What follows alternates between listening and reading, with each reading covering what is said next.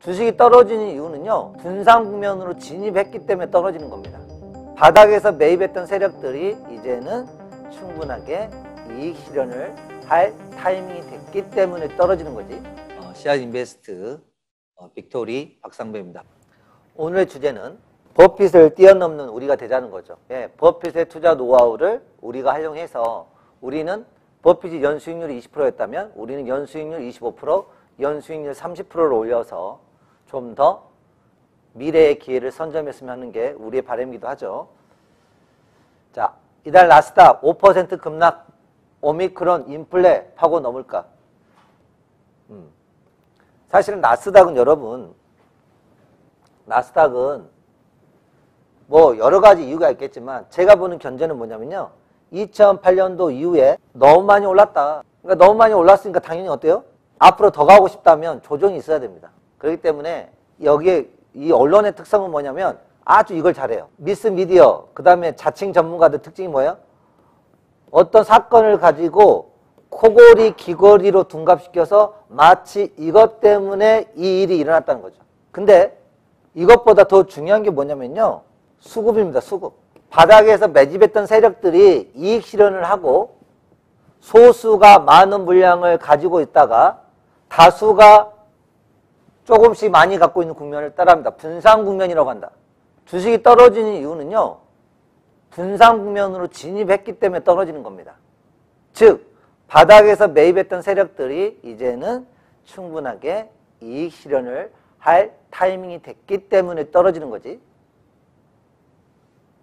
이게 다른 뉴스는요, 명분일 뿐이고 공부가 되어 있지 않는 투자가들의 심리를 유발하는 것 같습니다. 자, 그래서 우리가 이제 포커스를 잡아야 될 게 뭐냐? 최근 한 달간, 자, 연간 S&P는 23.44%가 올랐어요. 근데 최근에 2.45%가 빠졌습니다. 그러면 여전히 21%가 올랐네요. 나스닥 17.97%가 올랐는데 5.51을 빼면 대략 12%가 올랐네요. 러셀지수 2000 많이 빠졌네요. 그 다음 다우존스 30 2%가 빠졌다고 계산을 하면 13%가 올랐네요. 필라델피아 반도체 3% 빼면은 31% 상승이 있었네요. 가장 많이 상승한 건 필라델피아 반도체 분야가 올해 들어서 가장 많이 업종 지수에는 오르고 있습니다. 자, 그리고 우리가 이것만큼 알았으면 좋겠다고 한 게 있죠, 여러분. 뭘까요? 바로 VIX 변동지수입니다. 1월 27일 날 37.21 쭉해서 28.89 미국 10년물 국채로 10년물 쭉해서 두두두두두두 올랐다가 최근에 마이크론 31로 갔다가 다시 내려오고 있습니다. 그래도 여전히 이때 VIX 코로나 때 80을 육박했던 거에서는 아래에서 움직이고 있습니다.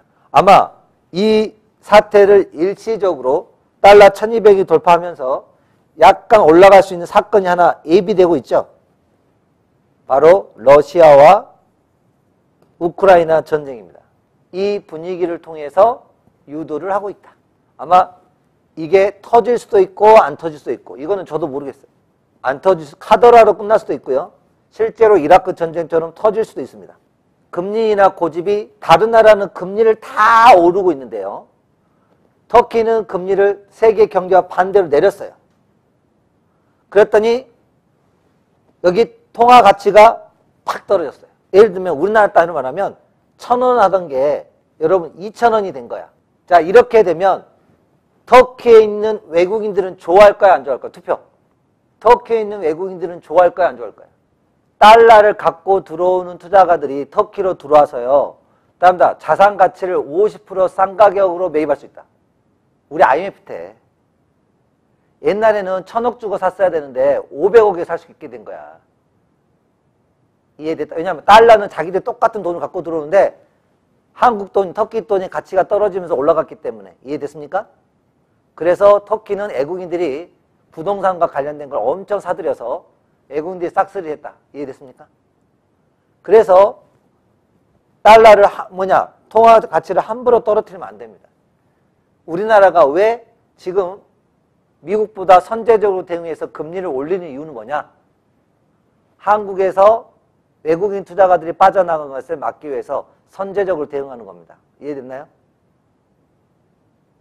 왜? 다른 나라가 미국이 우리보다 적금 금리를 더 많이 주면 굳이 리스크 있는 한국보다 안전한 미국을 선택하지 않겠어요? 여러분이라면? 여러분 만약에 돈을 빌려준다고 하면 얼굴도 모르는 사람들이야 돈을 빌려줘야 돼. 그럼 결국 강남에 있는 담보 설정이 많은 부자들한테 돈을 빌려주지 않겠어요? 이해관계가 없다는 가정하에 여러분. 사람들은 원금 회복이라는 게 원금 확보가 중요하거든요. 또 한번 가볼까요? 11월 생산물 물가 9.6% 상승했다. 대박. 우리의 버는 소득은 일정한데 물가에 오버슈팅이 일어났습니다. 물가가 고공행진하고 있어요. 오버슈팅 중에. 결국 이 물가 때문이라도 끊임없이 금리를 올릴 수밖에 없는 요인이 제공되고 있습니다. 물가지수 12개월 연속 상승하고 있다. 결국 이 기름값 급등을 낮추기 위해서 지금 현재 세금 인하를 단행했죠. 이제 이런 것들이 지금 맞물렸기 때문에 경제 예측이 갈팡질팡 어디로 갈지 모르는 럭비공이에요. 어디 쪽으로 갈지는 모르는 이런 신문을 봐가지고는요. 여러분들이 길을 잃기가 너무 쉽습니다. 미디어를 보고 있으면 여러분들이 마음을 조금 굳건히 먹어둬도 흔들 수밖에 없어요. 대출 1억 넘는 600만 명. 추가 대출 더 어려워져. DSR 규제 내년부터 확대 시행. 대출 보유금액 구간별 현황. 5천만 원 미만이 1078명. 5천만에서 1억이 320만 명. 자, 이렇게 합치면 1400만 명이 대출이 1억 미만을 갖고 있고요.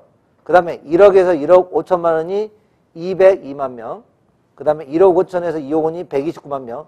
2억 원 이상이 264만 명. 여기 보면은, 2억 사이보다는 2억 원 이상이 더 많네요.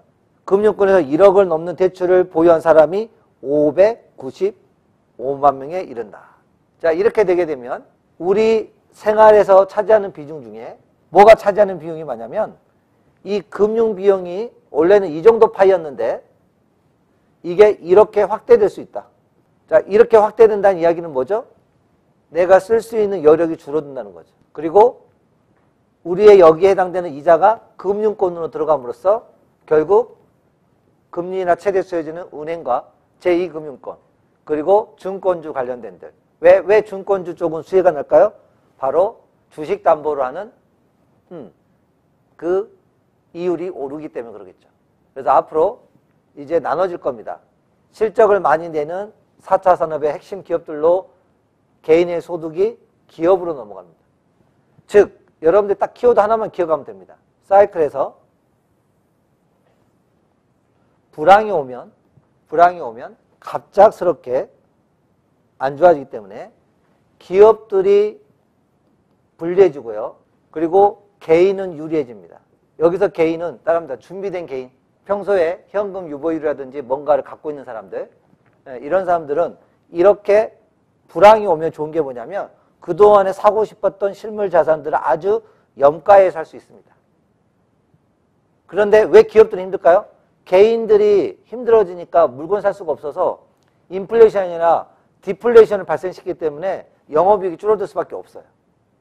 그리고 이때 또 미래를 위해서 설비 투자, 그 다음에 R&D를 투자하기 때문에 소득은 일정하거나 아니면 소득은 줄어드는데 나가는 비용은 많습니다. 그렇기 때문에 불황일 때는 기업이 돈이 적죠. 자, 그래서 결국은 다시 상승기에 접어들 때는 이제 개인의 돈에서 기업으로 돈이 들어갑니다. 그래서 이때 무슨 장세가 일어나요, 여러분? 실적 장세가 일어나는 겁니다. 실적 장세도 보면 실적 장세 1이 있고 실적 장세 2가 있습니다. 실적 장세 1과 실적 장세 2의 주도주는 바뀝니다. 그래서 이제 여러분들이 우리가 했던 코로나는 유동성 장세였죠. 이제 여기서 이제 해야 되는 게 뭐냐면 이제 역실적 장세가 나오거든요. 역실적 장세. 이때가 많이 조심해야 되죠.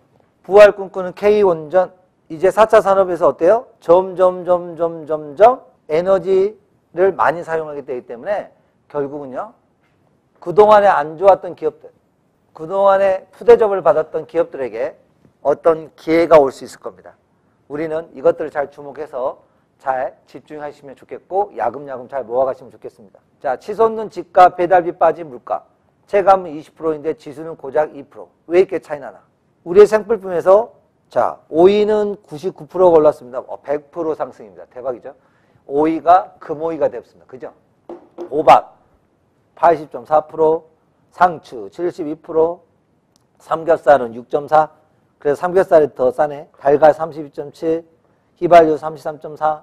자, 여기 보면요. 미국이 6.8%, 그 다음에 어디야? 한국의 생활물가, 여기 보면은 생활물가는 지금 현재 이렇게 되는데, 여기 표에 보면은 조금 애매모호한 게요. 우리나라가 미국보다는 상승률이 낮다고 하지만은 이 옆에를 보면 그러지 같지 않아요. 결국은 대세는 어때요? 미국에 고민이 있어요. 왜 금리를 못 올릴까요? 조건이 두 가지가 있습니다, 여러분. 물가가 고물가가 되거나 또 하나는 완전 고용. 실업이 줄면은 이 두 가지 조건이 갖춰지면은 금리를 급하게 올릴 수 있거든요. 근데 문제는 이 고용이 생각보다 많이 좋아지지 않았어요. 그래서 저 딜레마 때문에 지금 금리 올리는 속도를 지켜보면서 천천히 지금 미국은 가고 있는 겁니다. 이해되셨으면 손가락 1번. 금리를 오르는 조건은 뭐가 있어야 된다? 4%, 3%에서 4% 이상인 고물가, 그리고 완전 고용의 조건이 형성될 때까지는 금리를 오르지 않습니다. 미 시장은 한 가지 조건은 충족이 됐습니다. 물가 상승이 너무 높아서 빨리 금리를 조여서 시중에 있는 돈을 끌어들여야 되는데, 문제는 지금 고용에서 약간의 신호가 부족하기 때문에 지금 지켜보고 있는 중이죠. 이제 이런 것들 봐보면요. 이제 이런 예상이 나옵니다. 2022년 4월부터 6월까지 뭐가 둔화된다? 그래서 미 금리가 3차례가 아니라 내년도 2차례가 돼서 이게 된다는 이야기는 뭐냐면요. 경착륙이 아니라 이렇게만 시나리오만 된다면 연착륙이 가능하다는 뜻입니다. 코로나 확산의 불확실성 지속하고 있지만 세계 성장률 내년에는 전반적으로 좀 둔화될 것 같고, 글로벌 공급망 병목이 점차 해소되면서 원자재 가격이 떨어지면서 원자재 가격이 폭등이 물가 상승하고 연결되거든요. 이제 그것들이 회복되면서 내년부터 차차 급하게 올라오던 물가도 안정세를 할 거고, 금리를 올림으로써 그런 것들이 좀 더 둔화될 거다. 이렇게 지금 보고 있는 거죠. 이렇게 하다 보니까 최근에 한국 시장에서 나타나는 게 뭐냐면 원달러 환율이 1200원 돌파할 거라고 하는 전망이 지금 있습니다. 그런데 어느 시점 되면요. 근데 이게 원화 강세가요. 지금까지 봐보면요. 오랫동안 이렇게 지속된 적은 없어요. 잠깐 이렇게 올랐다가 잠깐 올랐다. 이런 식으로 살짝 올라서 다시 내려가는 경향이 있는 이유가 뭐냐면, 이렇게 원화가 급등하게 되면 그나라의 경제가 휘청휘청거려요. 그렇게 되면서 리스크가 있기 때문에 그 나라 정부는 어떻게든 빨리 안정시켜서 평균적인 환율로 내려보려고 엄청나게 노력합니다. 결국은 그 일시적인 원화 급등에 겁먹어서 어떤 포지션을 취하면 상투를 잡을 가능성이 크다.